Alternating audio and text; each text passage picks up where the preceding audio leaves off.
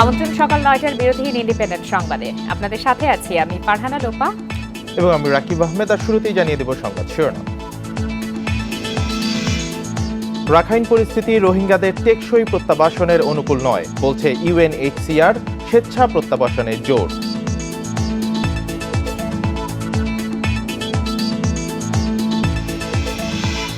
দণ্ডপ্রাপ্ত খুনি ও অর্থ পাচারকারীরা ক্ষমতায় আসতে পারবে না, চক্রান্ত করেও লাভ নেই বললেন প্রধানমন্ত্রী।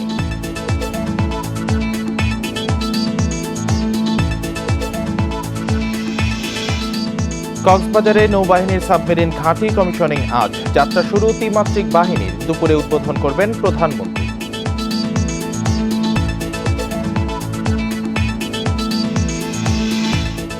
শুনছিলেন প্রধান শিরোনাম। সংবাদে এছাড়াও থাকছে ইরানের প্রেসিডেন্ট রাইসিকে সৌদি আর সফরের আমন্ত্রণ জানালেন বাদশাহ সালমান। ২৪ বছরে এটি হতে পারে প্রথম শীর্ষ সফর।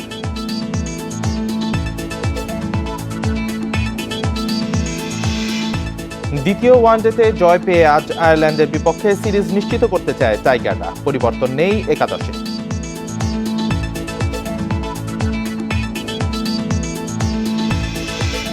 শুনছিলেন শিরোনাম, এবার বিস্তারিত। মিয়ানমারের রাখাইন রাজ্যের পরিস্থিতি রোহিঙ্গাদের টেকসই প্রত্যাবর্তনের অনুকূল নয় বলে মনে করছে জাতিসংঘের শরণার্থী বিষয়ক সংস্থা ইউএনএইচসিআর। সেখানকার পরিস্থিতি মূল্যায়নের পর এই মন্তব্য করেছে সংস্থাটি। গত রোববার থাইল্যান্ডের ব্যাংককে ইউএনএইচসিআর এর এশিয়া ও প্রশান্ত মহাসাগরীয় দপ্তর থেকে প্রচারিত বিবৃতিতে এই মন্তব্য করা হয়। এতে বলা হয়, রোহিঙ্গাদের সম্ভাব্য প্রত্যাবাসনের বিষয়ে বাংলাদেশ ও মিয়ানমারের আলোচনায় তারা জড়িত নয়।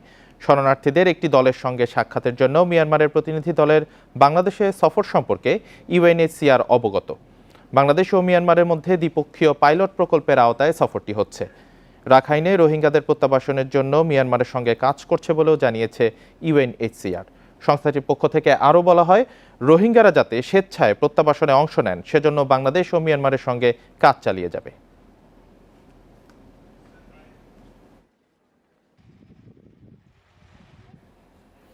হাজার চক্রান্ত করেও দণ্ডপ্রাপ্ত অর্থ পাচারকারী, খুনি ও ষড়যন্ত্রকারীরা ক্ষমতায় আসতে পারবে না বলে জানিয়েছেন প্রধানমন্ত্রী শেখ হাসিনা। রবিবার বিকালে রাজধানীতে জাতির পিতা বঙ্গবন্ধু শেখ মুজিবুর রহমানের জন্মবার্ষিকী উপলক্ষে আয়োজিত আলোচনা সভায় একথা বলেন প্রধানমন্ত্রী। এ সময় রমজানে খাদ্যপণ্য কালোবাজারিদের বিষয়ে সতর্ক করেন তিনি। জাতির পিতা বঙ্গবন্ধু শেখ মুজিবুর রহমানের ১০৩তম জন্মবার্ষিকী উপলক্ষে রাজধানীর বঙ্গবন্ধু আন্তর্জাতিক সম্মেলন কেন্দ্রে আলোচনা সভার আয়োজন করে আওয়ামী লীগ। আলোচনায় উঠে আসে বঙ্গবন্ধুর সংগ্রামী রাজনৈতিক জীবনের নানা দিক। যুদ্ধবিধ্বস্ত বাংলাদেশটাকে গড়ে তোলে। অনুষ্ঠানে জাতির পিতার জীবনের ওপর আলোকপাত করে প্রধানমন্ত্রী শেখ হাসিনা বলেন, বঙ্গবন্ধুকে হত্যার পর অবৈধভাবে ক্ষমতায় এসে জিয়া মুক্তিযুদ্ধের ইতিহাস বিকৃতি শুরু করেন। দেশের টাকা লুট করে জিয়া পরিবার বিপুল অবৈধ সম্পদের মালিক হয়। একটা ভাঙা সুটকেস রেখে গেল, সেরা গেঞ্জি রেখে গেল জিয়াউর রহমান। তাহলে ২০০১-এ সরকার আসতে না আসতেই এই যে হাজার হাজার কোটি টাকার মালিক এরা কিভাবে হলো? তাদের ভাঙা সুটকেস তো জাদুর বাক্সে পরিণত হয়ে গেল। সেখান থেকে দেখলাম কি ইন্ডাস্ট্রি হচ্ছে, কোকো 1 কোকো 2 লঞ্চ হচ্ছে, আর সেরা গেঞ্জি তো ফ্রেঞ্চ সিফন হয়ে সেটা খালেদা জিয়ার গায়ে চড়ে গেল। সমসাময়িক রাজনীতির প্রসঙ্গ টেনে আওয়ামী লীগ সভাপতি বলেন, সরকারের বিরুদ্ধে যত ষড়যন্ত্রই করুক বিএনপি ও জামায়াত সফল হতে পারবে না। এই দেশ এগিয়ে যাবে, হাজার চক্রান্ত ষড়যন্ত্র করলেও এই দেশের মানুষের ভাগ্য নিয়ে আর কাউকে ছিনিমিনি খেলতে দেয়া হবে না। ওই বোমাবাজি, গুলি, গ্রেনেড হামলাকারী, 10 ট্রাক অস্ত্র চোরা কারবারি, মানুষের অর্থ আত্মসাৎকারী, এতিমের অর্থ আত্মসাৎকারী, এরা কোনোদিন এদেশে ক্ষমতায় আসতে পারবে না। বাংলাদেশের মানুষ তাদের কখনো মেনে নেবে না। উন্নত সমৃদ্ধ দেশ গঠনের গতিকে কোনো অপশক্তি স্তব্ধ করতে পারবে না বলেও জানান বঙ্গবন্ধু কন্যা। শাহাদাত স্বপন, ইন্ডিপেন্ডেন্ট নিউজ, ঢাকা। ভারতকে চট্টগ্রাম ও সিলেট বন্দর ব্যবহারের প্রস্তাব দিয়েছে Bangladesh. Governing council of India ফাউন্ডেশনের সদস্য রাম মাধব রোববার প্রধানমন্ত্রীর সঙ্গে গণভবনে দেখা করতে গেলে তিনি এ প্রস্তাব দেন। ব্যবসা বাণিজ্য বাড়াতে আঞ্চলিক যোগাযোগ জোরদারের উপর গুরুত্ব দিয়ে দ্বিপাক্ষিক স্বার্থে চট্টগ্রাম ও সিলেট বন্দর ব্যবহারের প্রস্তাব দেন প্রধানমন্ত্রী। বৈঠকের পর প্রধানমন্ত্রীর উপপ্রেস সচিবকে এম সাখওয়াত মুন সাংবাদিকদের ব্রিফ করেন। শেখ হাসিনা বলেন, আঞ্চলিক যোগাযোগ বাড়াতে পারলে মানুষে মানুষে যোগাযোগও বাড়বে। প্রধানমন্ত্রী এ সময় রাম মাধবের মাধ্যমে ভারতের প্রধানমন্ত্রীকে তাঁর শুভেচ্ছা জানান। প্রধানমন্ত্রী শেখ হাসিনার নেতৃত্বে বাংলাদেশের উন্নয়নের প্রশংসা করে রাম মাধব বলেন, দুদেশের মধ্যে চমৎকার বন্ধুত্বপূর্ণ সম্পর্ক রয়েছে।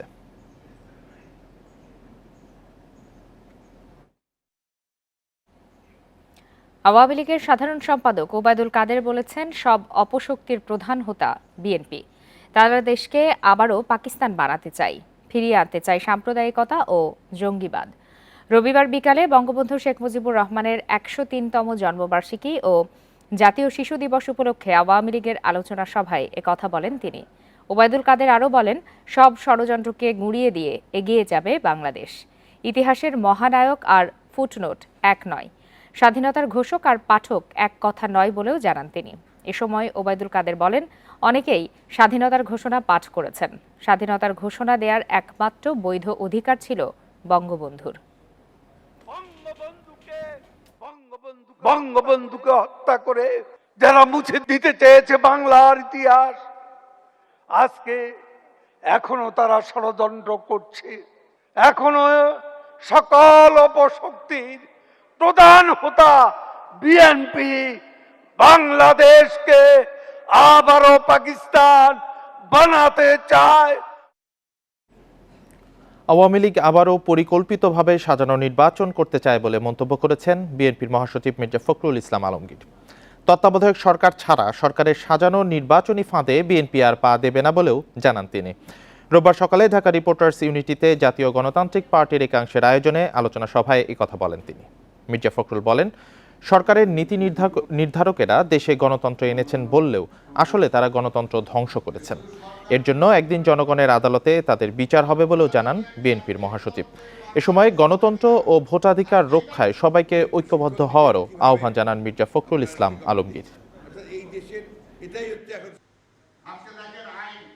এরা পরিকল্পিতভাবে এমনভাবে সাজিয়েছে, সেই সাজানোতে দেখা যাবে যে নির্বাচন খেলা একটা তামাশা একটা হবে, সেই তামাশায় দেখা যাবে যে তারাই নির্বাচিত হয়ে আসবে।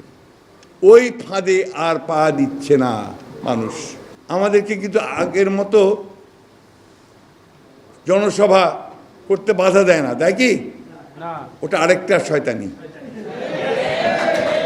ওটা আরেকটা শয়তানি। কক্সবাজারে নৌবাহিনীর সাবমেরিন ঘাঁটি বানৌজা শেখ হাসিনার কমিশনিংয়ের মাধ্যমে ত্রিমাত্রিক বাহিনী হিসাবে যাত্রা করবে বাংলাদেশ নৌবাহিনী। আজ দুপুরে প্রধানমন্ত্রী শেখ হাসিনা ভিডিও কনফারেন্সের মাধ্যমে নৌঘাঁটির কমিশনিং ও আনুষ্ঠানিক উদ্বোধন করবেন। কক্সবাজারের পেকুয়া উপজেলার মগনামা ইউনিয়নে কুতুবদিয়া চ্যানেলের পাশ ঘেঁষে স্থাপন করা হয়েছে এই নৌঘাঁটি। চীনের কারিগরি সহায়তায় বাংলাদেশ নিজস্ব অর্থায়নে দেশের প্রথম সাবমেরিন ঘাঁটিটি নির্মাণ করা হয়েছে। উদ্বোধন উপলক্ষে ইতোমধ্যে বাংলাদেশ নৌবাহিনীর সাবমেরিনগুলো তাদের নতুন ঠিকানায় এসে পৌঁছেছে। সাবমেরিন ঘাঁটি নির্মাণে 420 একর জমিতে 150 কোটি মার্কিন ডলার ব্যয় করা হয়েছে। চীন থেকে দুটি সাবমেরিন কিনতে ব্যয় হয়েছে 20 কোটি 33 লাখ ডলার।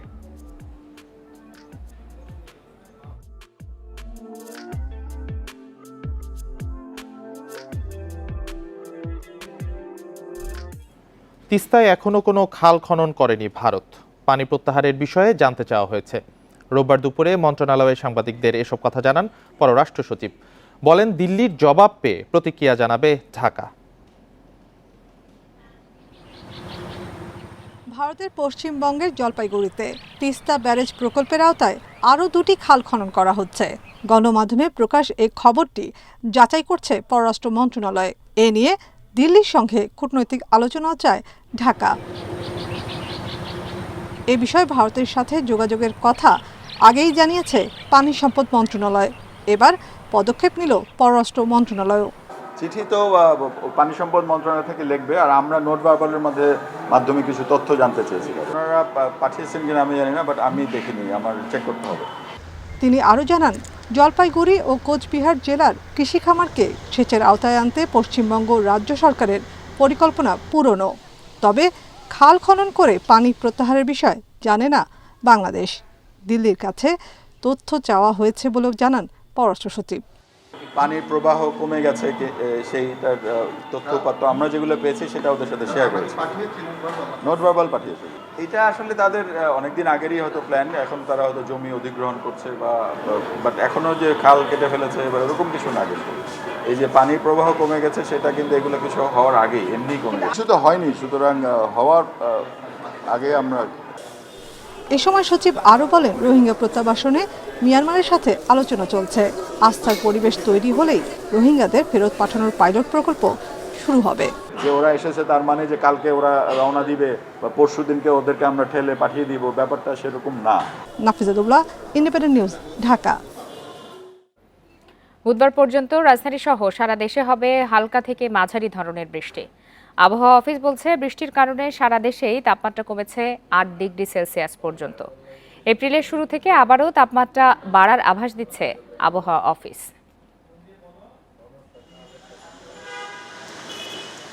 বৃষ্টির দেখা মিলেছে রাজধানী সহ দেশের বিভিন্ন এলাকায়, ফলে অনেকটাই নিচে নেমে এসেছে তাপমাত্রার পারদ। আবহাওয়া অফিস বলছে, রাজধানীতে বৃষ্টির ধারা চলবে বুধবার পর্যন্ত। ঢাকার পাশাপাশি রংপুর, রাজশাহী, ময়মনসিংহ, খুলনা, বরিশাল, চট্টগ্রাম ও সিলেট বিভাগের অনেক জায়গায় হালকা থেকে মাঝারি ধরনের বৃষ্টি হতে পারে। আশঙ্কা আছে 2-1 জায়গায় ভারী ও বজ্রসহ বৃষ্টিরও। 21 এবং 22 তারিখ পর্যন্ত সারা দেশে এই ধরনের বৃষ্টি অব্যাহত থাকবে। তবে 22 তারিখের পরে দেশের কোথাও কোথাও এই ধরনের বৃষ্টির সম্ভাবনাটা কমে যাবে। তবে সিলেট বা ময়মনসিংহ এলাকা দিয়ে ওই বৃষ্টি আরও কিছুদিন অব্যাহত থাকবে। বৃহস্পতিবার থেকে কমে আসবে বৃষ্টি। মার্চের শেষে বা এপ্রিলের শুরুর দিকে বাড়তে থাকবে তাপমাত্রা।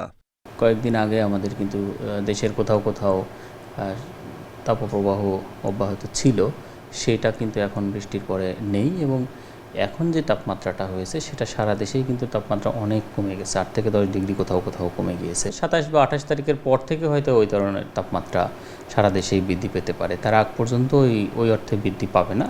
আবহাওয়ার পূর্বাভাস বলছে, বুধবার পর্যন্ত সারা দেশে দিনের তাপমাত্রা 2 থেকে 4 ডিগ্রি সেলসিয়াস কমতে পারে, সামান্য কমতে পারে রাতের তাপমাত্রাও। বন ইবনে কামাল, ইন্ডিপেন্ডেন্ট নিউজ, ঢাকা। রাজধানীর অনেক বহুতল ভবনেই যানবাহন পার্কিংয়ের বেসমেন্ট ব্যবহার হচ্ছে ইলেকট্রিক দোকান, গোডাউন ও স্টোররুম হিসেবে। রাজুক কর্মকর্তারা পরিদর্শনে এমন অনিয়ম ধরা পড়লেও কোনো প্রতিকার হয়নি। প্রাথমিকভাবে এ ধরনের ভবনের তালিকা করে মালিকদের সতর্ক করছে রাজুক। তবে নগরবিদরা বলছেন, রাজুকের এই কার্যক্রম অনেকটাই লোক দেখানো। গেল 7 মার্চ রাজধানীর ফুলবাড়িয়া ক্যাফে কুইন ভবনে বিস্ফোরণে মৃত্যু হয় 24 জনের। তার 2 দিন আগে সায়েন্স ল্যাব এলাকার আরেকটি ভবনে বিস্ফোরণে মারা যান 5 জন। এসব ঘটনার পর রাজধানীর বিভিন্ন এলাকায় ভবনের অনিয়ম চিহ্নিত করার কার্যক্রম শুরু করে রাজুক। পুরান ঢাকার উর্দু রোডে 8 তলায় বাড়িতে গিয়ে দেখা যায় পুরো বেসমেন্টেই বসানো হয়েছে দোকান, বিদ্যুতের লাইনও টানা হয়েছে ঝুঁকিপূর্ণভাবে। একই অবস্থা দেখা যায় ওই এলাকার মদিনা কামাল মোবারকি টাওয়ারে। এই ভবনের 2টি বেসমেন্টেই চলছে দোকান। এ বাড়ির এক অংশের মালিক স্থানীয় সংসদ সদস্য হাজি সেলিম। এসব ভবনের নকশা দেখতে চাইলে সাড়া দেননি মালিকেরা। রাজুক বলছে, যেসব মালিক নিয়ম না মেনে ভবনের বেসমেন্ট বাণিজ্যিকভাবে ভাড়া দিয়েছেন তাদের তালিকা হচ্ছে, এরপর নেওয়া হবে ব্যবস্থা। যেই বিল্ডিংটির বেসমেন্ট যে পারপাসে ব্যবহার করার কথা ছিল সেই পারপাসটা নিশ্চিত করার জন্য পদক্ষেপ নেব। তবে আমরা এটা খুব তাড়াহুড়া করে হইচই করার বিষয় না, কন্টিনিউয়াস প্রসেসে যাব, যে এটা যেন বজায় থাকে। আমি 7 দিন করলাম পরে বন্ধ হয়ে গেল, এরকম না। তবে নগরবিদেরা বলছেন, রাজুকের কার্যক্রম পুরোটাই লোক দেখানো। এর আগে একাধিকবার এমন তালিকা করেও কোনো কাজ হয়নি। তো এইরকম তালিকা করার মধ্যে দিয়ে যে প্রহসন, এটি রাজক এই প্রতারণা চালিয়ে যাচ্ছে। এফআর টাওয়ারের পরে তারা ভালনারেবল ভবন তৈরি করেছে, ফিনিক্সের পরে একবার করেছে। তারপরে এই গত 20-22 বছর ধরে এই তালিকা প্রণয়ন এবং তালিকা প্রণয়নের মধ্যে দিয়ে নিজেদের দায় মোচক, এই প্রক্রিয়ার মধ্যে দিয়ে পুরো শহরবাসীকে ভয়ঙ্কর বিপজ্জনক টিকিং বোমের উপর বসিয়ে রাখার সমস্ত দায় রাজধানী উন্নয়ন কর্তৃপক্ষের। রাজধানীতে প্রায় 21 লাখ ভবন, এর মধ্যে কতগুলোতে নিয়ম মানা হয়নি তার কোনো তথ্য নেই সংশ্লিষ্ট কোনো প্রতিষ্ঠানের কাছে। আল আমিন হোসেন, ইন্ডিপেন্ডেন্ট নিউজ, ঢাকা। কেউ ছুটি শেষে কাজে যোগ দিতে ঢাকায় ফিরছিলেন, আবার কেউ অফিসের কাজেই আসছিলেন রাজধানীতে। মাদারীপুরের শিবচরের দুর্ঘটনায় ঢাকা মেডিকেলে চিকিৎসা নেয়া ৮ জনের ৩ জনই ব্যাংক কর্মকর্তা। এদিকে আহত একজনের অবস্থা আশঙ্কাজনক জানিয়ে হাসপাতাল পরিচালক বলছেন, ভর্তি রোগীদের কেউই ঝুঁকিমুক্ত নন। শিবচরের ওই দুর্ঘটনায় প্রাণ গেছে ১৯ জনের, আহত হয়েছেন অন্তত ২৭ জন।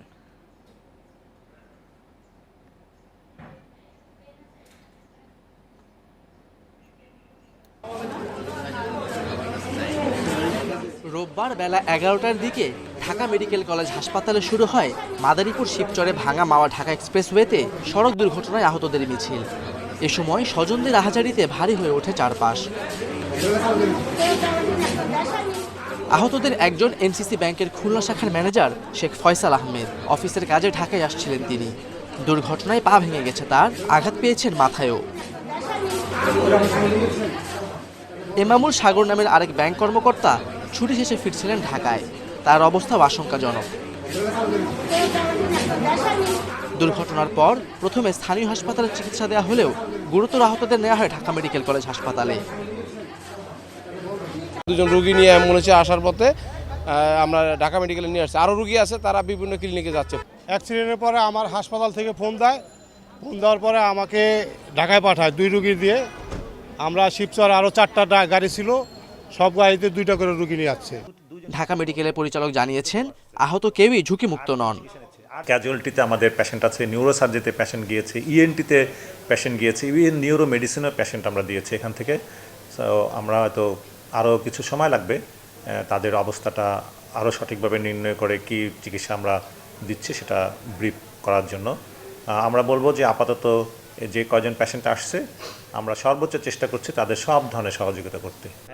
ঢামেক পরিচালক আরও জানান, দুর্ঘটনার পর 2 জনকে মৃত ও 8 জনকে গুরুতর আহত অবস্থায় ঢাকা মেডিকেলে ভর্তি করা হয়।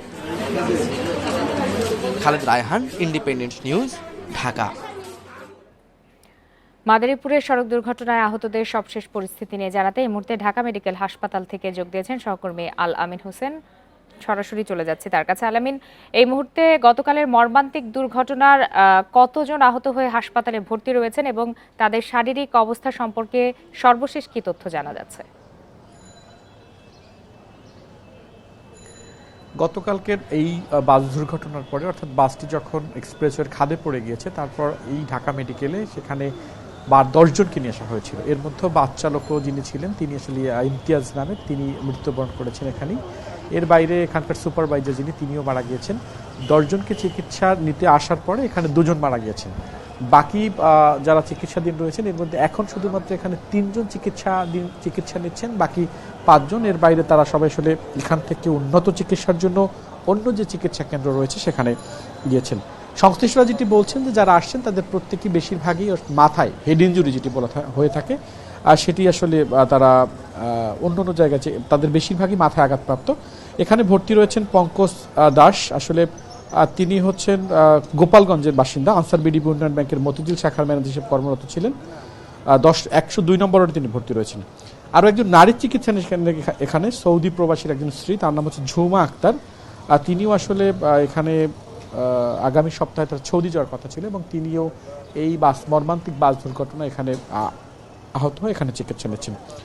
বুলবুল নামে আরও একজন আসলে এখানে চিকিৎসা নিচ্ছেন, তার বাড়ি হচ্ছে গোপালগঞ্জে, তিনি একটি বেসরকারি প্রতিষ্ঠানে কর্মরত। এর বাইরে 3 জন, প্রথমে আমি যেমনটা বললাম যে এখানে 10 জন চিকিৎসা নিতে আসছিলেন, 10 জনের মধ্যে 2 জন মৃত্যুবরণ করেছেন, তার মধ্যে বাস চালকও ছিল এবং এর পরবর্তীতে এখন শুধুমাত্র এখানে 3 জন চিকিৎসা নিচ্ছেন। বাকি 5 জন রাজধানীর অন্যান্য যে হাসপাতালগুলো রয়েছে বা চিকিৎসা কেন্দ্র রয়েছে, বিশেষ করে বেসরকারি যে চিকিৎসা কেন্দ্র রয়েছেন, আর সেখানে তারা আসলে এখানে চিকিৎসা নিচ্ছেন। এর বাইরে আমরা নিহতদের 19 জনের যে মরদেহ পরিবারের কাছে বুঝিয়ে দিয়েছে স্থানীয় প্রশাসন। গতকাল সন্ধ্যা 6:30টার দিকে শিবচর উপজেলা স্বাস্থ্য কমপ্লেক্সে তাদের মরদেহ হস্তান্তর করা হয়। এর মধ্যে সেক্ষেত্রে যে 3 জন এখনো ঢাকা মেডিকেলে চিকিৎসাধীন অবস্থায় রয়েছেন তাদেরকে কি ঝুঁকিমুক্ত বা শঙ্কামুক্ত বলছেন কিনা চিকিৎসকরা? চিকিৎসকরা আসলে গতকালকে গণমাধ্যমের সাথে কথা বলেছেন, তারা আসলে কেউই ঝুঁকিমুক্ত নয়, যেহেতু অনেক বড় একটি অ্যাক্সিডেন্ট হয়েছে। সেই বাসের গতি 120 থেকে 130 ছিল, এরকম একটি কথা হাইওয়ে পুলিশের পক্ষ থেকে বলা হয়েছে। তো এত মারাত্মক একটি দুর্ঘটনার সম্মুখীন তারা হয়েছেন, সেক্ষেত্রে প্রত্যেকেরই আমরা এখানকার যে আমাদের হাসপাতাল করেসপন্ডেন্ট বা প্রতিবেদক যিনি রয়েছেন তার বরাদ দিয়ে আমরা বলছি, তিনি আসলে আমাদেরকে যেমনটা বলছিলেন, যদি খুব সকাল চিকিৎসক বা সংশ্লিষ্ট কারোর সাথে আসলে কথা বলা আমাদের সম্ভব হয়নি। আমাদের প্রতিনিধি যেমনটা বলছেন যে এখন পর্যন্ত তারা আসলে কেউই ঝুঁকিমুক্ত নন এবং প্রত্যেকেই তাদের মাথায় আঘাত, যেটি সেই মাথায় আঘাত অত্যন্ত মারাত্মকভাবে তারা মাথায় আঘাত পেয়েছেন, কোথাও কোথাও হাতে পায়েও তারা জখম হয়েছেন। সেক্ষেত্রে এখন নিউরোসার্জারির যে বিষয়টি থেকে থাকে সেই সংশ্লিষ্ট চিকিৎসকরা হয়তো তাদের দেখভাল করবেন। এর বাইরে বাকি 5 জন আসলে হাসপাতালে, আমি যেমনটা বললাম যে রাজধানীর বিভিন্ন বেসরকারি হাসপাতালে তারা আসলে চিকিৎসা নিচ্ছেন। ঢাকা মেডিকেল থেকে জানাচ্ছিলেন সহকর্মী আল আমিন হোসেন। অসচেতনতার কারণে দীর্ঘমেয়াদে দাঁতের রোগে আক্রান্ত হয় মানুষ। এছাড়াও হাতুড়ে ডাক্তারের কাছে চিকিৎসা নিলে ক্যান্সারের সংখ্যা থাকে বলছেন বিশেষজ্ঞ চিকিৎসকেরা। সংক্রমণ রোধে তাই নিয়মিত দাঁতের যত্ন নেওয়ার পরামর্শ তাদের। দাঁতের নানা সমস্যা প্রায় প্রত্যেককে সহ্য করতে হয়। চিকিৎসকরা বলছেন শুধু ব্যথা হলেই চিকিৎসা নেন রোগীরা, কিন্তু অন্যান্য রোগের মতো নিয়মিত ডাক্তারে দেখালে সংক্রমণ কমানো যায়। ব্যথা শুরু হয়ে যাওয়ার পর আমরা পেশেন্টগুলো পাই, তো সেক্ষেত্রে আমাদের আসলে ট্রিটমেন্টটা একটু বেশি, খরচও বেশি হয়ে যায়, আবার বেশি লেন্দি হয়, আবার এই ট্রিটমেন্টটা একটু সামান্য কষ্টদায়কও হয়। যদি আমরা ইনিশিয়ালি আসি তখন কম কষ্টদায়ক হয়। দাঁত ও মাড়ি সুস্থ রাখতে ধূমপান, তামাক, পান খাওয়ার মতো অভ্যাস ছাড়ার পরামর্শ চিকিৎসকদের। আমরা ভালো মতো বলে দিতে পারবো কখন শেডিংটা শুরু হবে, ওর 6 মাস বয়স থেকে ওকে কী কী খাবার দিলে ওর দাঁতের গঠনটা, হাড়ের গঠনটা ভালো হতে পারে, কিংবা কী কী খাবার পেলে দাঁত অন্তত মজবুত হয়ে গঠিত হতে পারে। সারা জীবন তো দাঁতটা সে থাকতে হবে। বিশেষজ্ঞ চিকিৎসকরা বলছেন ফুটপাতে বা গ্রামে হাতুড়ে ডাক্তারের কাছে দাঁতের চিকিৎসা নিলে ক্যান্সারের সংখ্যা থাকে। সঠিক দায়িত্বপ্রাপ্ত মানুষের কাছে না যেয়ে অর্ধশিক্ষিত বা অশিক্ষিত কার কাছে যাচ্ছেন, তিনি কিন্তু আপনার মুখমণ্ডলের মাধ্যমে আপনার শরীরে অনেক ধরনের রোগ জীবাণুর সংক্রমণ ঘটাতে পারে। এমন কিছু কেমিক্যাল ইউজ করা হয় যেগুলো পেশেন্টের জন্য খুব হ্যাজার্ড। হয়তো সাময়িকভাবে একটু আরাম পায় পেশেন্ট, বাট এটা দীর্ঘমেয়াদী, এবং আমরা প্রচুর ক্যান্সারের পেশেন্ট পাই যারা রুরাল এরিয়াতে এইভাবে জিনিসপত্রগুলো ইউজ করে এসেছে।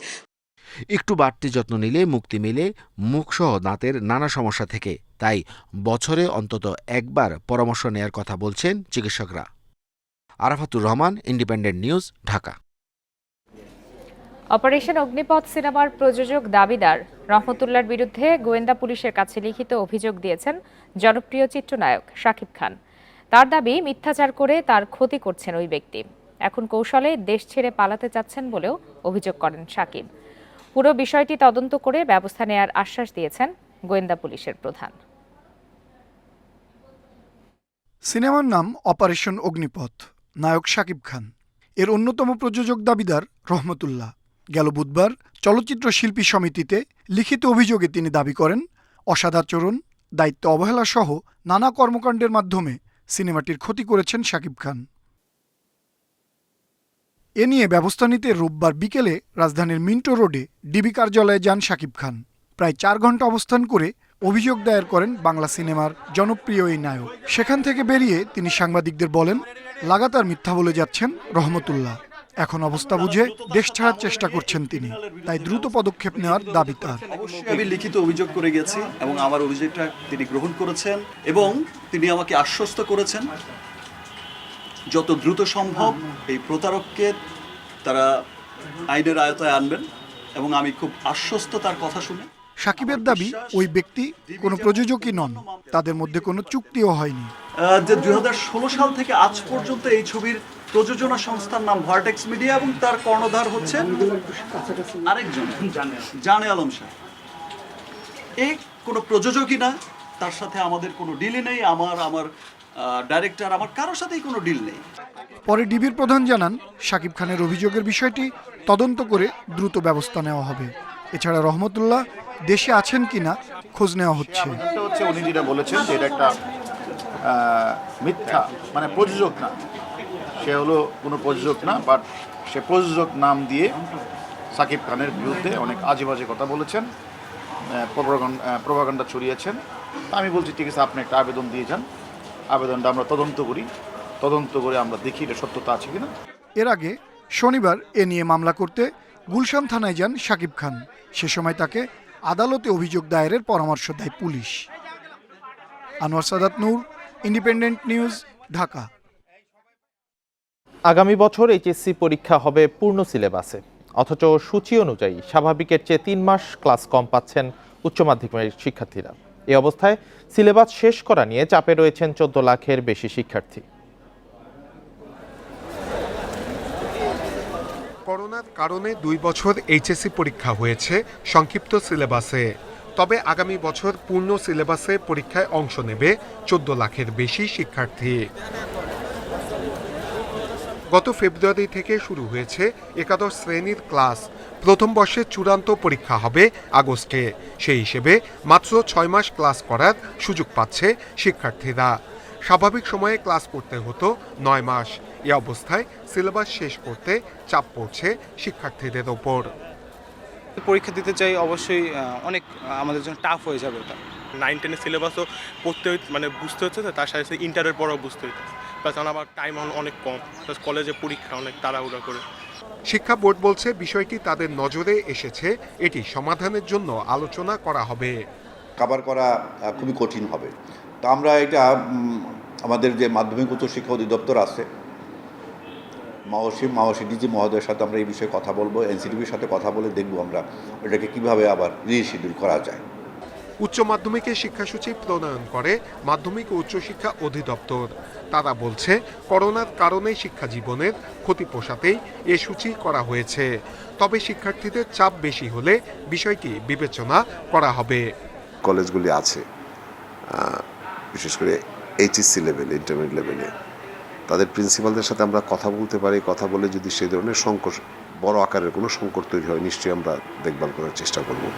এসএসসিতে সংক্ষিপ্ত সিলেবাসে পরীক্ষা দিয়েছে এসব শিক্ষার্থী, ফলে সেখানেও তাদের পড়াশোনার ক্ষতি হয়েছে। এ অবস্থায় স্বল্প সময়ে ক্ষতি কাটিয়ে সিলেবাস শেষ করা কঠিন বলছেন শিক্ষা সংশ্লিষ্টরা। নূরে আলম, ইন্ডিপেন্ডেন্ট নিউজ, ঢাকা। শুধু চাল, তেল, মাংসই নয়, মুড়ি, গুড়, চিড়ার মতো ইফতার সামগ্রীর বাজারও চড়া। 1 মাসে এসব খাবারের দাম বেড়েছে কেজিতে 50 টাকা পর্যন্ত। এজন্য উৎপাদন খরচ বাড়ার অজুহাত দিচ্ছে বিক্রেতারা। তবে ক্রেতাদের অভিযোগ বাজারে তদারকি না থাকার প্রভাব। দুদিন পরে রোজা শুরু, তাই অন্য সময় চিড়া, মুড়ি, গুড়ের দোকানে ভিড় না থাকলেও এখন বেড়েছে। 1 থেকে 1.5 মাস আগে প্রতি কেজি আখের গুড় বিক্রি হতো 100 টাকা কেজিতে, এখন তা 150 টাকা। খেজুরের গুড় বিক্রি হচ্ছে 200 টাকায়।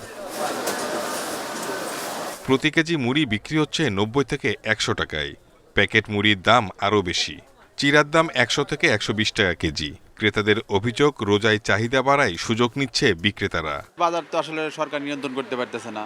দেশের উদ্যোগতে আমাদের তো ইনকাম, যে বেতন পাই তার চেয়ে মালের দাম অনেক বেশি। আমাদের বেতনের সাথে বাজার করার সামঞ্জস্য হচ্ছে না। চাহিদা বেড়েছে পানীয় ও খেজুরের।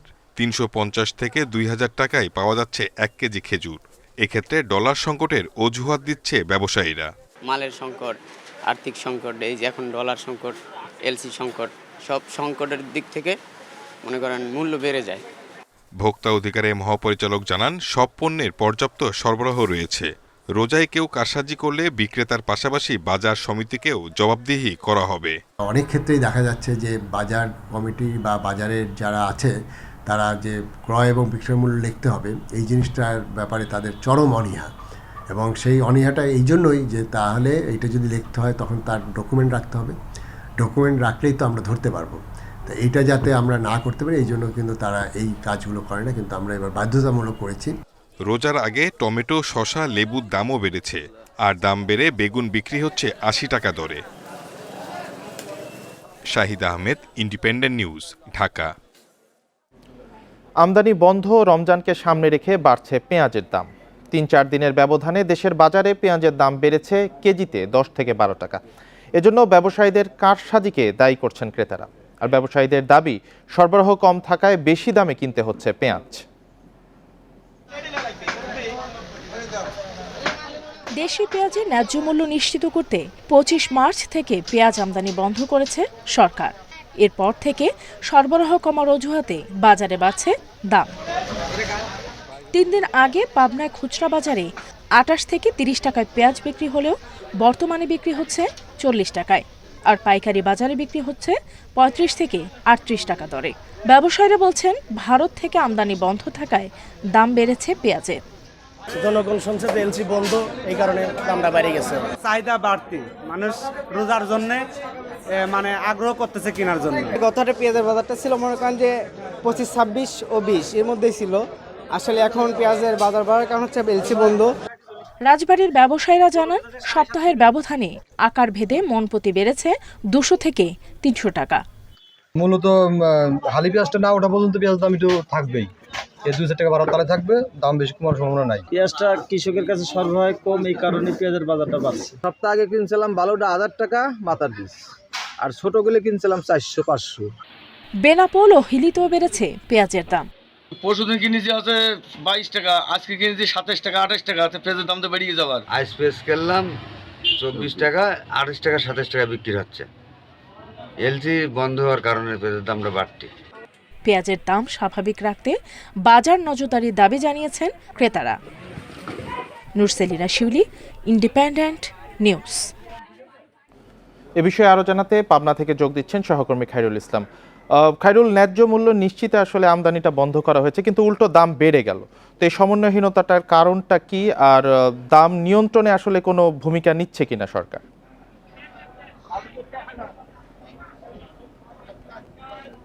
আসলে আমি যে বাজারে এখন অবস্থান করছি, এটা পেঁয়াজ পাইকারি হাটের একটি অন্যতম হাট। এখানে কিন্তু আজকে আমরা খুচরা বাজারে যেটা ঘুরে দেখতে পেলাম, সেখানে আজকে কিন্তু 40 টাকা কেজি দরে এই পেঁয়াজটা বিক্রি হচ্ছে। গত 3 থেকে 4 দিন আগেও কিন্তু আমরা দেখেছি যে 30 টাকা কেজি যে পেঁয়াজটা বিক্রি হয়েছে, 28 থেকে 30 টাকা কেজি, সেটা 3 থেকে 4 দিনের ব্যবধানে কিন্তু দাম 10 থেকে 12 টাকা কিন্তু কেজিতে বৃদ্ধি পেয়েছে। দাম বৃদ্ধির কারণ হিসাবে ব্যবসায়ীদের সঙ্গে আমরা কথা বলছি।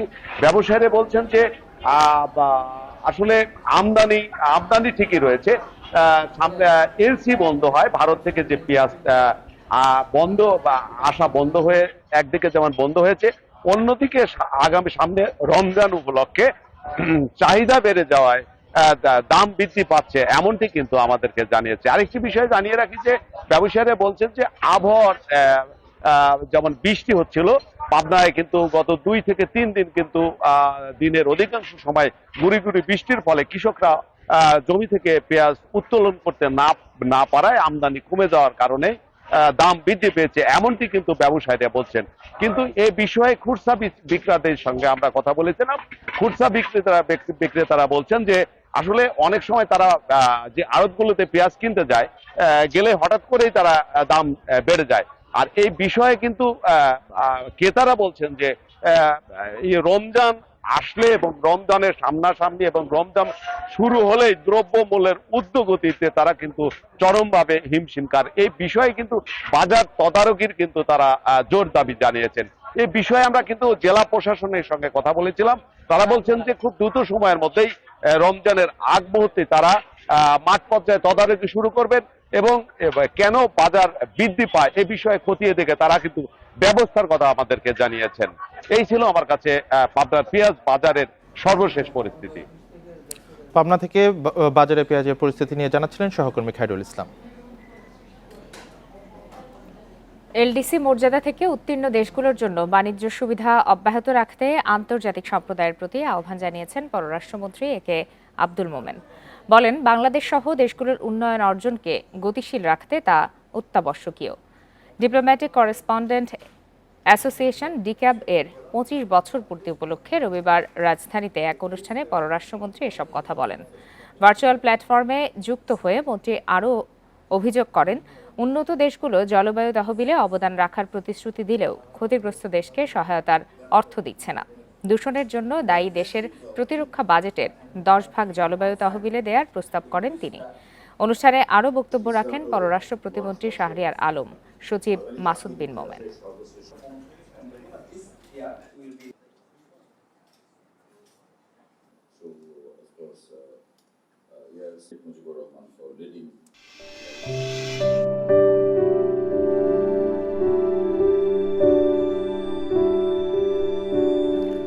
অনন্য এক রহস্যের নাম শিল্পী ব্যাংকসি। সহজ সরল প্রকাশভঙ্গি আর অসাধারণ প্রতিভার কারণে তার স্ট্রিট আর্ট ও গ্রাফিতি শিল্পকলার জগতে খুবই জনপ্রিয়। এরই মধ্যে বিশ্ববাসীর হৃদয় জয় করে নিলেও ইংল্যান্ড ভিত্তিক এই শিল্পীর আসল নাম এখনও অজানা। ব্যাংকসির দেশীয় শিল্পকর্মের অনুলিপি নিয়ে এবার রাশিয়ার সেন্ট পিটার্সবার্গে শুরু হয়েছে প্রদর্শনী।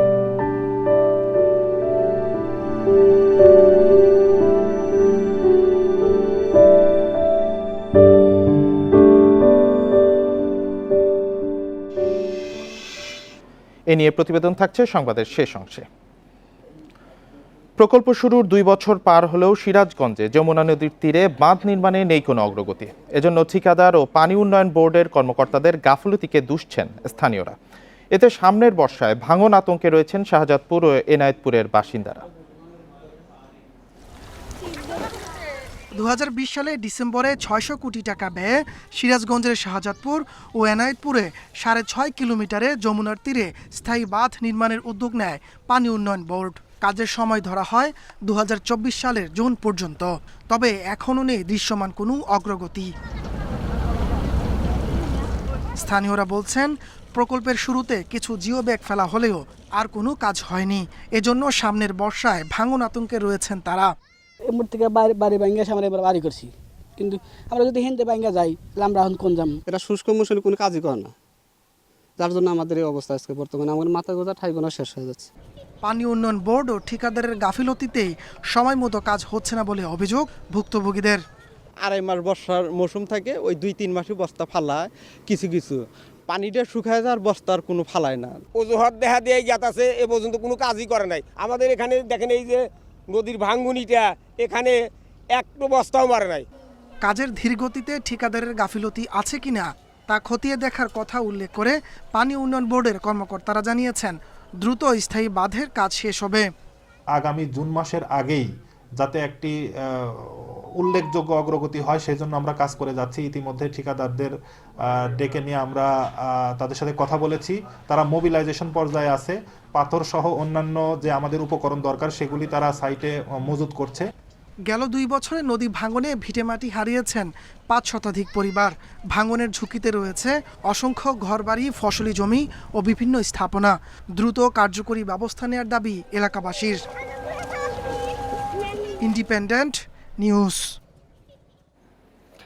প্রকল্পের মেয়াদ শেষ হওয়ার 4 বছর পরও সমাপ্ত হয়নি বরিশালের শহীদ সুকান্ত বাবু শিশু হাসপাতালের নির্মাণ কাজ। নকশা ও জমি ভরাটে দেরির কারণে নির্ধারিত সময়ে কাজ শেষ করা যায়নি বলে দাবি ঠিকাদারি প্রতিষ্ঠানের। শিশুদের জন্য নির্মিত বিশেষায়িত হাসপাতালের নির্মাণ কাজে ধীর গতিতে ক্ষোভ জানিয়েছেন স্থানীয়রা। শিশুদের উন্নত স্বাস্থ্যসেবায় 2017 সালে বরিশালে বিশেষায়িত হাসপাতাল নির্মাণের উদ্যোগ নেয় সরকার।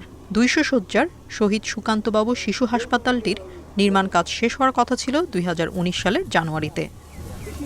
হাসপাতালটির ঠিকাদার বরিশাল সদর উপজেলা পরিষদের চেয়ারম্যান সাইদুর রহমান। তার দাবি, জমি অধিগ্রহণ প্রক্রিয়ায় জটিলতা, সময়মতো নকশা না পাওয়ায় নির্ধারিত সময়ে কাজ শেষ করা যায়নি। ডিজাইনের কিছু পরিবর্তন হয়েছে, আবার ঢাকা থেকে বিভিন্ন সময় বিভিন্ন ডিজাইন আনছে। ইতিমধ্যে আবার করোনা দেখা দিল, করোনার সময় কাজ বন্ধ গেল। এখন কাজ এর 95% কমপ্লিট। বরিশাল শেরেবাংলা মেডিকেলের শিশু ওয়ার্ডে 36 শয্যার বিপরীতে ভর্তি থাকছে 5 গুণ বেশি রোগী। বিভাগের একমাত্র শিশু হাসপাতালের নির্মাণ ধীরগতিতে হওয়ায় ক্ষোভ জানিয়েছেন বিশিষ্টজনরা।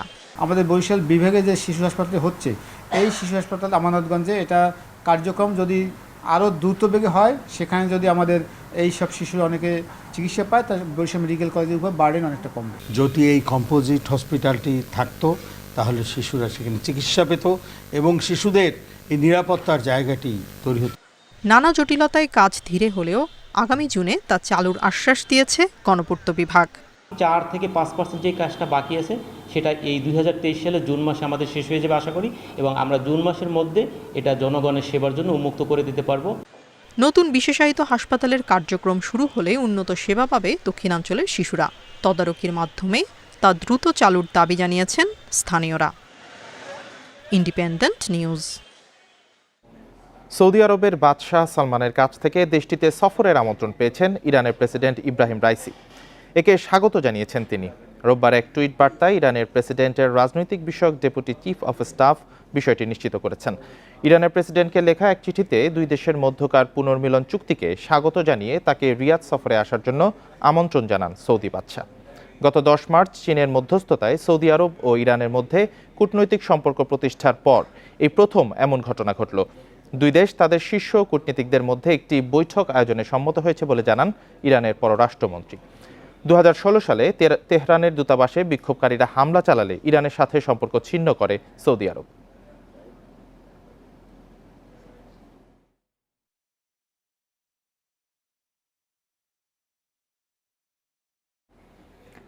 সৌদি আরবে এক সপ্তাহে প্রায় 16,500 অবৈধ প্রবাসীকে গ্রেপ্তার করা হয়েছে।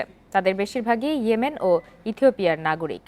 9 থেকে 15 মার্চের মধ্যে বসবাস, শ্রম ও সীমান্ত সুরক্ষা আইন লঙ্ঘনের জন্য তাদের গ্রেপ্তার করা হয়েছে।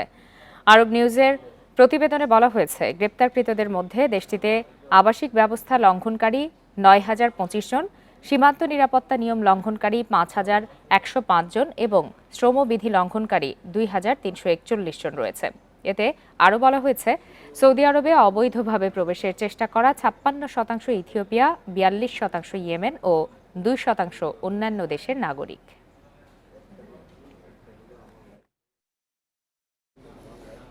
তিন দিনের রাষ্ট্রীয় সফরে আজ রাশিয়া যাচ্ছেন চীনের প্রেসিডেন্ট শি জিনপিং। ইউক্রেনে রাশিয়ার সামরিক অভিযান শুরুর পর এটি তার প্রথম মস্কো সফর। এ সময় রুশ প্রেসিডেন্ট ভ্লাদিমির পুতিনের সঙ্গে সরাসরি বৈঠক করবেন জিনপিং। ইউক্রেনের প্রেসিডেন্ট ভলোদিমির জেলেনস্কির সাথেও ফোনে কথা বলবেন তিনি। বেইজিং এই সফরকে শান্তির সফর হিসেবে চিহ্নিত করেছে। এছাড়া দুই দেশের দ্বিপক্ষীয় সম্পর্ক এবং আঞ্চলিক ও আন্তর্জাতিক গুরুত্বপূর্ণ ইস্যুতে আলোচনা করবেন পুতিন ও জিনপিং।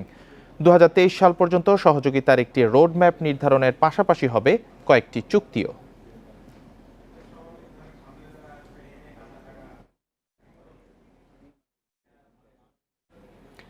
রাশিয়ার দখলে থাকা ক্রিমিয়া সফরের পর এবার মারিউপোল সফরে গেলেন রুশ প্রেসিডেন্ট ভ্লাদিমির পুতিন। ইউক্রেন থেকে ক্রিমিয়া অধিগ্রহণের নবম বার্ষিকী উপলক্ষে ক্রিমিয়া ভ্রমণের একদিন পর পুতিন হেলিকপ্টারে করে মারিউপোল যান বলে ক্রেমলিনের বরাত দিয়ে জানিয়েছে বার্তা সংস্থা তাস। গত শুক্রবার রাশিয়ার প্রেসিডেন্ট ভ্লাদিমির পুতিনের বিরুদ্ধে গ্রেপ্তারি পরোয়ানা জারি করে আন্তর্জাতিক অপরাধ আদালত আইসিসি। এ ঘটনার একদিন পরই প্রথমবারের মতো ক্রিমিয়া পরিদর্শনে গেছেন পুতিন।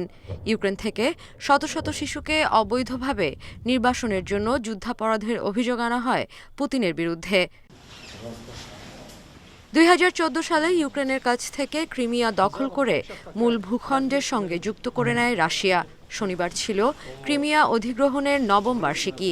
এদিনই আগাম কোনো ঘোষণা ছাড়াই আকস্মিক ক্রিমিয়ায় উপস্থিত হন পুতিন।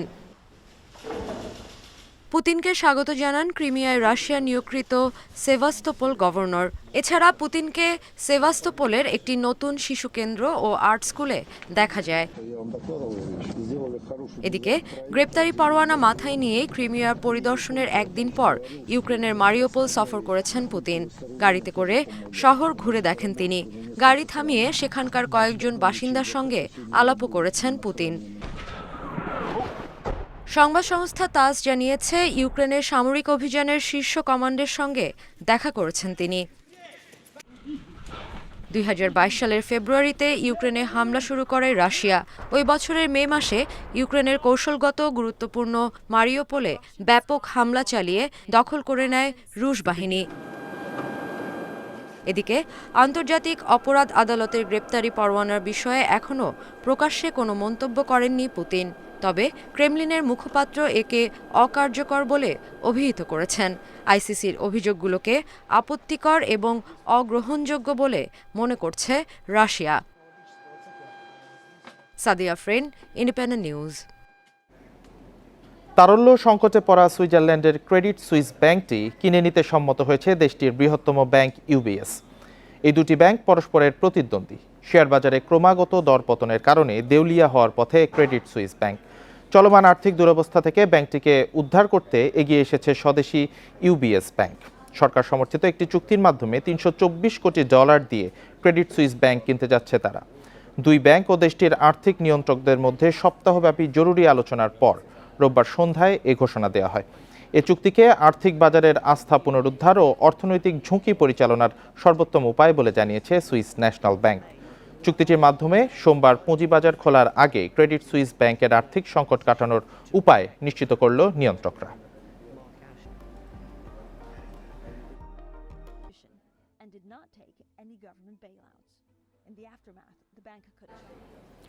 নোবেলজয়ী অর্থনীতিবিদ অমর্ত্য সেনকে তার শান্তিনিকেতনের বাড়ি থেকে উচ্ছেদের জন্য নোটিশ দিয়েছে বিশ্বভারতী কর্তৃপক্ষ। রবিবার সেই চিঠি পৌঁছেছে তার বাসভবনের ঠিকানায়। এতে 29 মার্চ বিকাল 5টার মধ্যে অমর্ত্যকে সশরীরে বা তার কোনো প্রতিনিধিকে বিশ্বভারতীর প্রশাসনিক ভবনে কাগজপত্র নিয়ে উপস্থিত থাকতে বলা হয়েছে। সেখানেই বিতর্কিত জমি নিয়ে শুনানি হবে। তবে ওই দিন কেউ উপস্থিত না হলে অন্য ব্যবস্থা নেয়ারও হুঁশিয়ারি বিশ্বভারতীর। চিঠিতে দাবি করা হয়েছে বিশ্বভারতীর 13% জমি দখল করে রেখেছেন অমর্ত্য সেন। সে কারণে আইন মেনে তাকে ওই জমি থেকে কেন উচ্ছেদ করা হবে না তাও জানতে চাওয়া হয়েছে। এদিকে এর আগে অমর্ত্য সেনের হাতে জমির কাগজপত্র তুলে দিয়েছিলেন পশ্চিমবঙ্গের মুখ্যমন্ত্রী মমতা বন্দ্যোপাধ্যায়।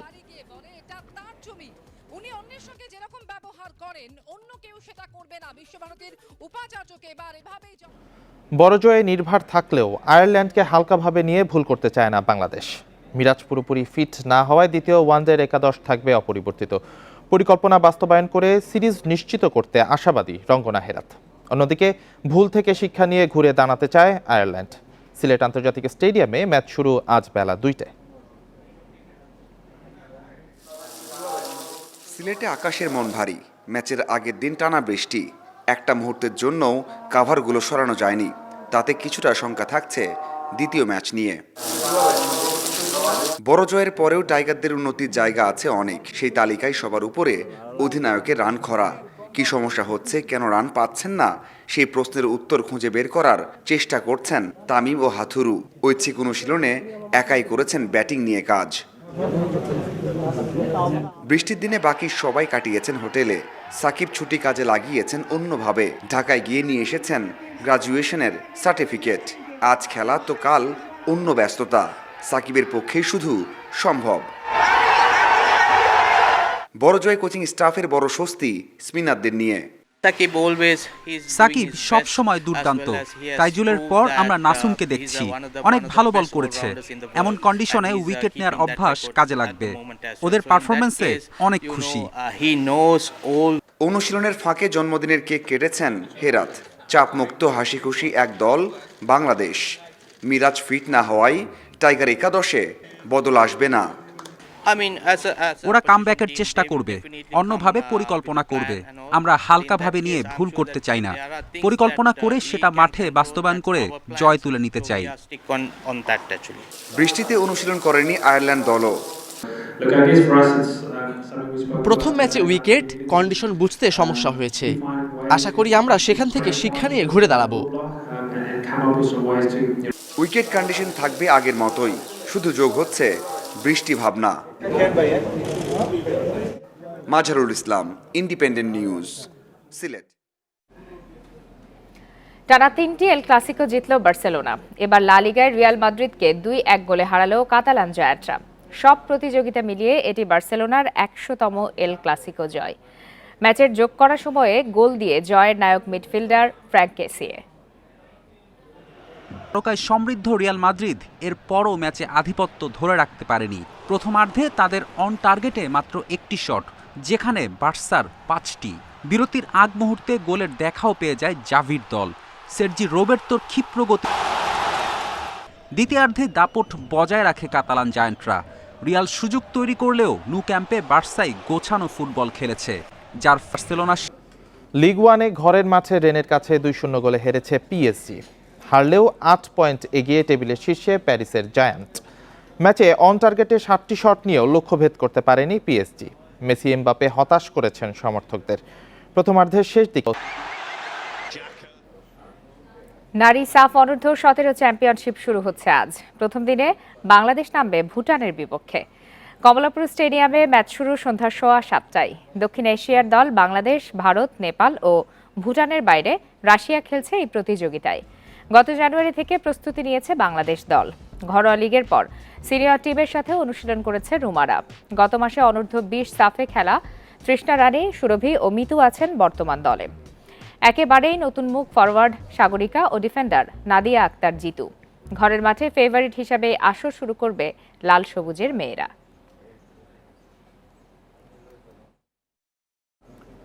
বঙ্গবন্ধু কাপ আন্তর্জাতিক কাবাডির সেমিফাইনালে আজ থাইল্যান্ডের মুখোমুখি হবে বাংলাদেশ। শহীদ নূর হোসেন জাতীয় ভলিবল স্টেডিয়ামে খেলা শুরু হবে বিকেল 4টায়। টুর্নামেন্টের শুরু থেকেই দুর্দান্ত ছন্দে আছেন তুহিন তরফদার, আরদুজ্জামান মুন্সিরা।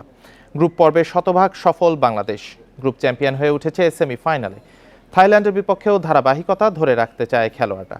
তবে ইনজুরি নিয়ে চিন্তিত লাল সবুজ। ইংল্যান্ডের বিপক্ষে ইনজুরিতে পড়েন রোমান হোসেন ও রাসেল হাসান।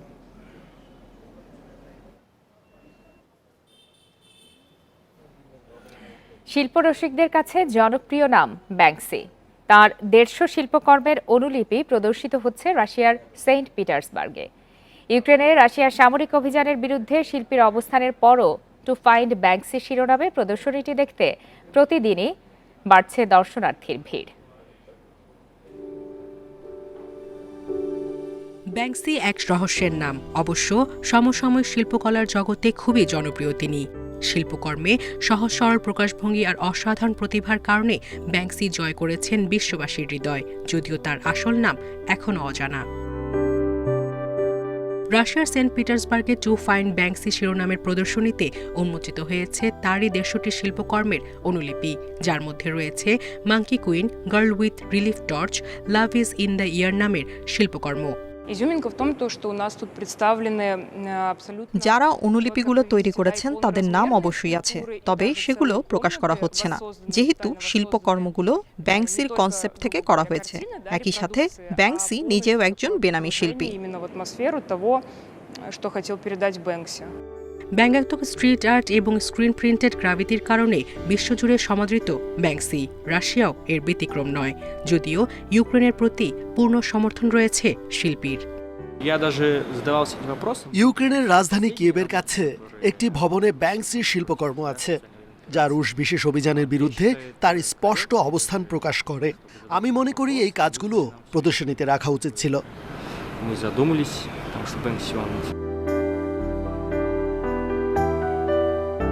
সেন্ট পিটার্সবার্গের আগে একই প্রদর্শনী আয়োজন হয় রাশিয়ার রাজধানী মস্কোতে। সেখানেও স্থান পায় ব্যাংকসির 63টি শিল্পকর্মের অনুলিপি। সায়রা খান, ইন্ডিপেন্ডেন্ট নিউজ। আর এই ছিল এখনকার বিরতিহীন সংবাদে। ইন্ডিপেন্ডেন্ট টেলিভিশনের সব খবর বিস্তারিত জানতে চোখ রাখুন ফেসবুক, ইউটিউব ও টুইটারে। সঙ্গে থাকার জন্য ধন্যবাদ সবাইকে।